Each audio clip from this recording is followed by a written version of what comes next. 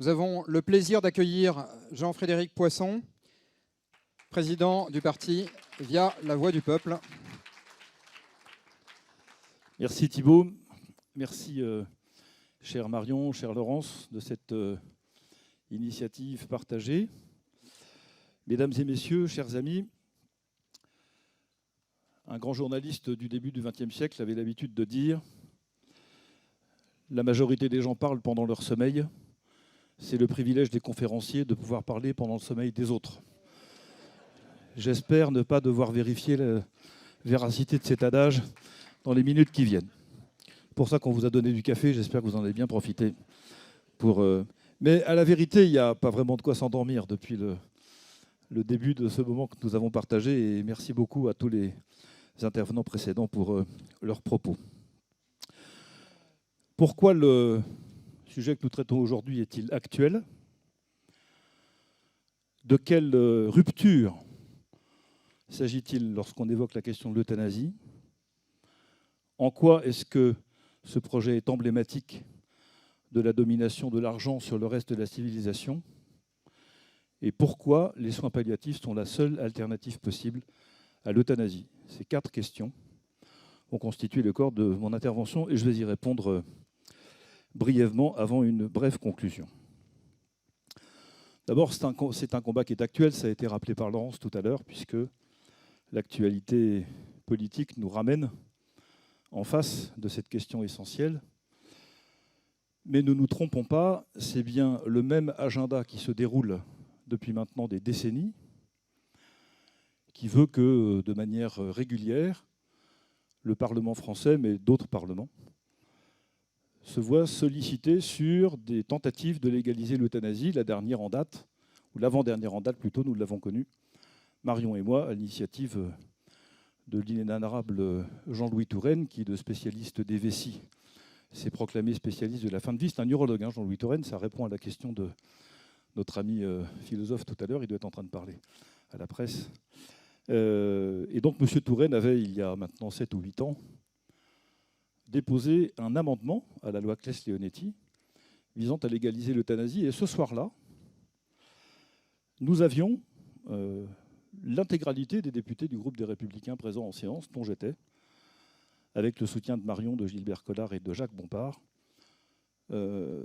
fait échouer cet amendement du professeur Touraine qui, sans l'appui des conservateurs de l'époque, aurait inscrit la légalisation de l'euthanasie dans la loi Claes-Leonetti. Je passe sur les tentatives précédentes. Manuel Valls avait, pendant le quinquennat de Nicolas Sarkozy, également déposé une proposition de loi. Bref, c'est un sujet qui revient de manière régulière parce que, à la fin du compte, la domination de l'homme sur l'homme, la volonté de l'homme de maîtriser la vie humaine, la volonté de quelques-uns de prendre le pouvoir sur les autres, est une affaire qui n'est pas vieille comme le projet d'Emmanuel Macron, mais vieille comme le monde. Et c'est en cela que c'est un sujet de civilisation. C'est parce qu'il n'y a que 2 façons de considérer finalement les rapports sociaux et l'humanité. Soit nous sommes tous égaux en dignité, nous en tirons toutes les conséquences, soit quelques-uns ne méritent pas d'être considérés comme dignes, ou au contraire d'autres s'arrogent une dignité suréminente que les autres n'ont pas, et nous ne sommes plus dans des rapports d'égalité, si imparfaite soit-elle, mais dans des rapports de domination de quelques-uns sur le reste. C'est exactement le monde qui nous est proposé par Emmanuel Macron, c'est d'ailleurs celui qu'il est en train de mettre en place sous nos yeux, ou auquel il contribue, en tout cas. Ainsi, ça n'est pas du tout d'abord un problème sanitaire, cette question, même si, on le verra tout à l'heure, les professionnels de santé sont évidemment en première ligne sur le sujet. C'est un problème politique, mais c'est bien plus, en réalité, un problème spirituel, plutôt que simplement un problème de gestion de la cité. Je n'ai pas dit religieux, j'ai dit un problème spirituel. Il en est de la question de savoir ce qu'on fait de l'égale dignité entre les êtres humains. Et merci à nos juristes tout à l'heure et aux philosophes d'avoir rappelé que, effectivement, soit nous sommes tous également dignes, soit nous ne le sommes pas, mais il faut le dire. Et à ce moment-là, il faut en tirer des conséquences. De quelle rupture donc s'agit-il? C'est ma deuxième question. D'abord, à l'évidence, inscrire dans la loi le droit de tuer représente la rupture la plus fondamentale qu'on puisse imaginer lorsqu'on met en regard de la loi la construction de la société. On réfléchit souvent en termes de conditions de possibilité. Il y a quelques philosophes dans la salle qui sont familiers de ce genre de considération. Ou alors, à défaut des conditions de possibilité, si nous n'y sommes pas familiers sous ce vocable, en tout cas le fameux argument de nos grands-parents qui dit « mais rends-toi compte, tu ne peux pas faire ça, car si tout le monde faisait comme toi », alors on ne comprend pas ça quand on est petit parce que c'est un argument qui n'a pas beaucoup de sens. Il ne renseigne pas sur le bien à faire. En revanche, il est très clair qu'il renseigne sur ce qu'il faut maintenir si jamais nous voulons continuer à pouvoir vivre assez tranquillement les uns avec les autres.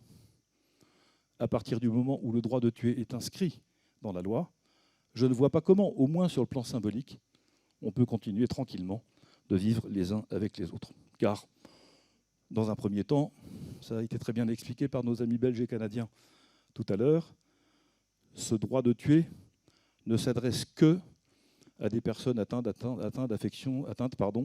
d'affections particulièrement graves, tout à fait incurables, insupportables, etc., etc. Puis, ce droit n'est donné qu'à une petite partie de la population, mais comme dit le logicien, il faut qu'une porte soit ouverte ou fermée, et quand elle est entrebâillée, elle est ouverte.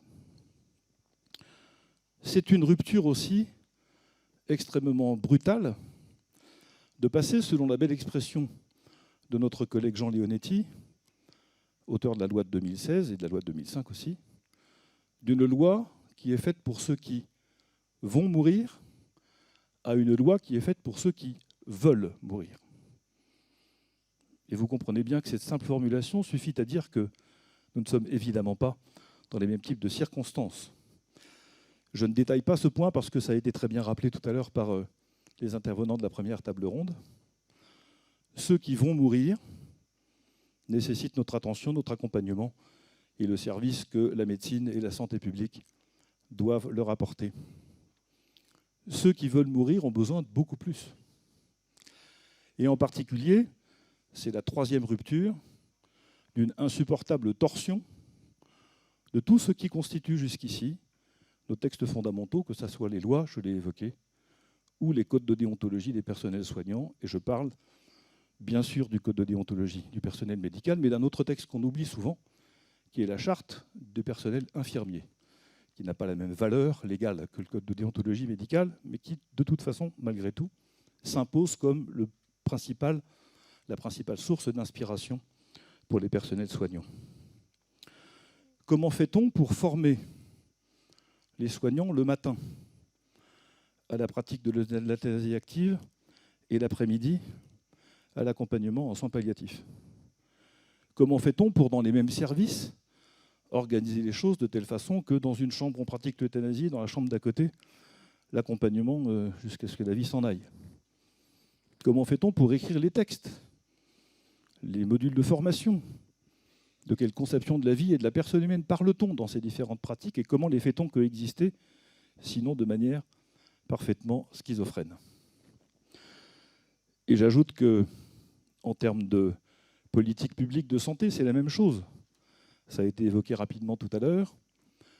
La France est un des pays dans lesquels on se suicide le plus, en regard de la proportion de la population. Comment justifier qu'on continue, et à bon droit, d'organiser des préventions contre le suicide d'un côté, et d'un autre côté, on favorise le suicide de ceux qui veulent en finir?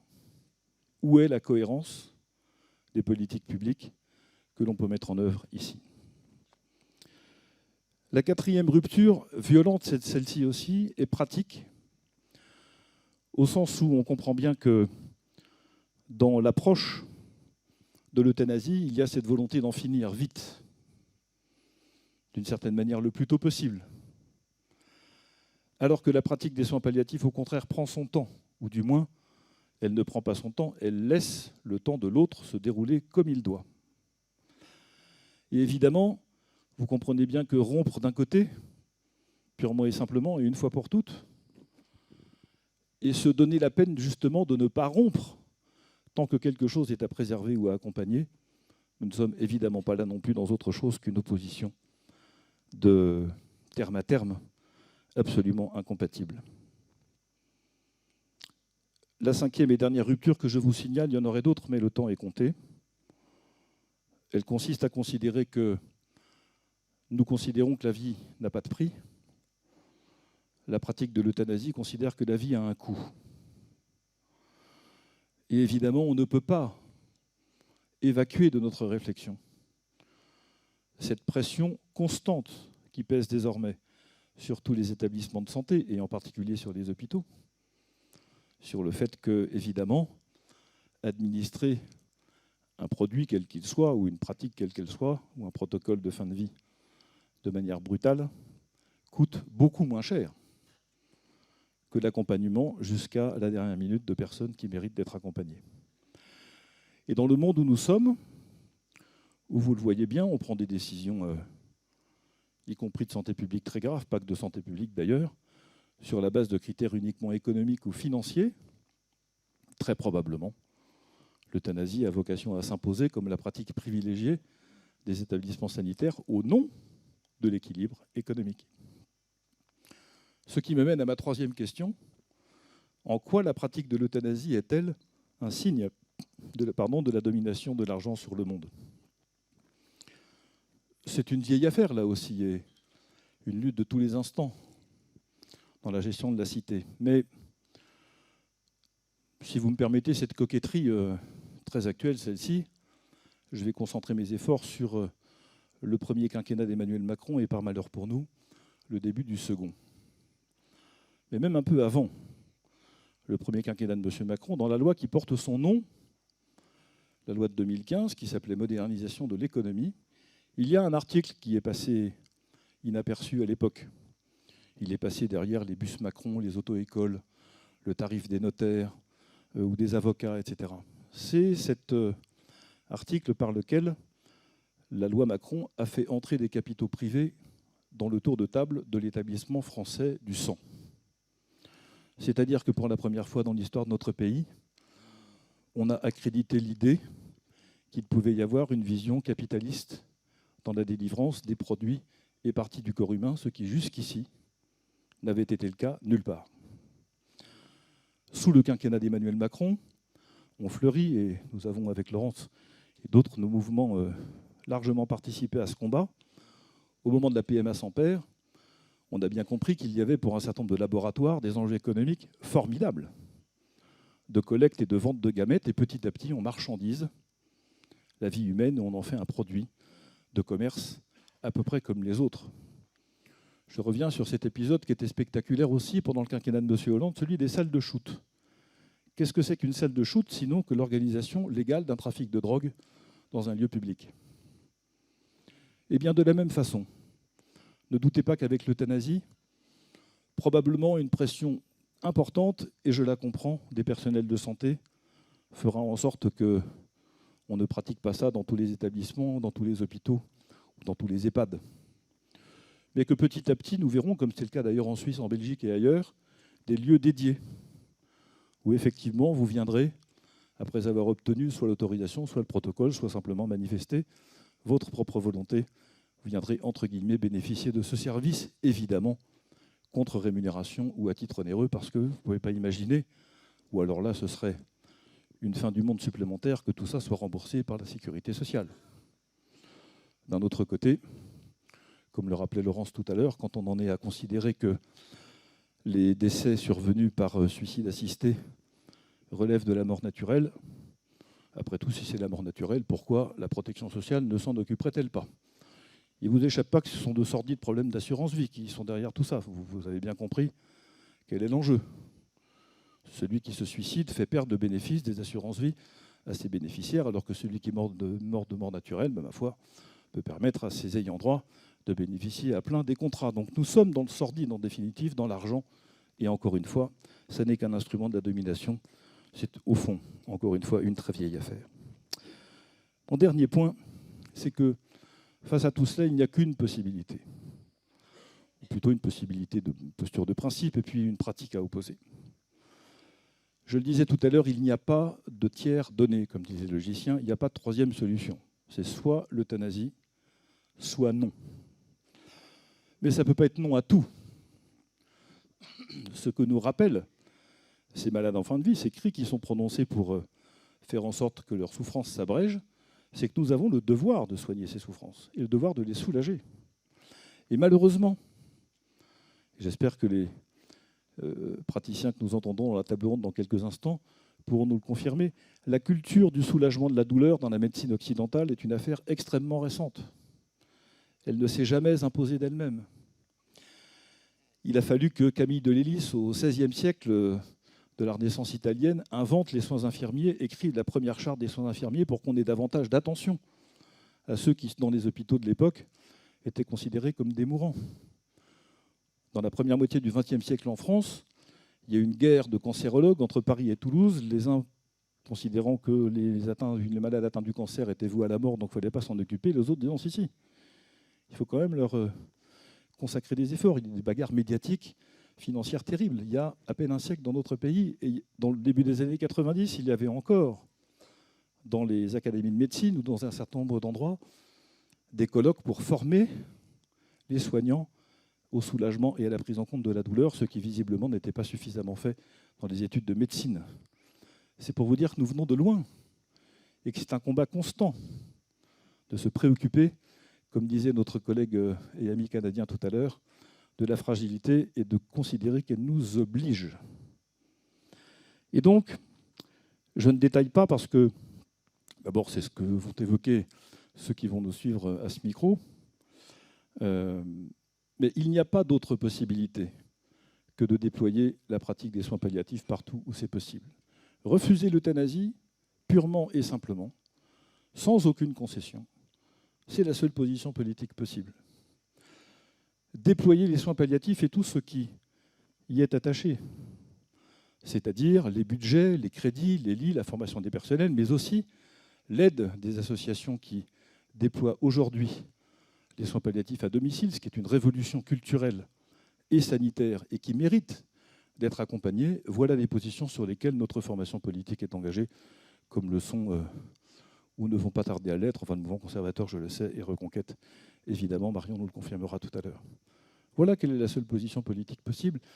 Alors, évidemment, on va nous faire la promesse, comme à chaque fois, comme à tous les budgets de sécurité sociale, à chaque fois que vient la question des budgets hospitaliers, à chaque fois, il y a des amendements pour accroître les crédits des soins palliatifs. À chaque fois, ici, regardez ce qu'on fait, c'est formidable. Il se trouve qu'il y a encore un quart des départements français aujourd'hui, au moment où nous parlons, dans lesquels il n'y a pas d'unité de soins palliatifs. Un quart des départements français. Et une proportion considérable de patients qui en auraient besoin et qui n'y ont pas accès. Donc le combat est permanent. Le sujet est permanent. Il est authentiquement politique et peut-être même spirituel. Et c'est la raison pour laquelle, évidemment, il faut le conduire. Évidemment, je suis heureux de pouvoir échanger de tout ça avec vous aujourd'hui et que je ne doute pas qu'à votre tour, vous propagez cette magnifique cause. Et vous voyez bien que, bien plus qu'une alternative simple à formuler entre les soins palliatifs et l'euthanasie, c'est de toute une conception de la société qu'il s'agit, pour ne pas dire une conception de l'être humain et des relations entre nous tous, et donc de la fraternité. Je vous remercie.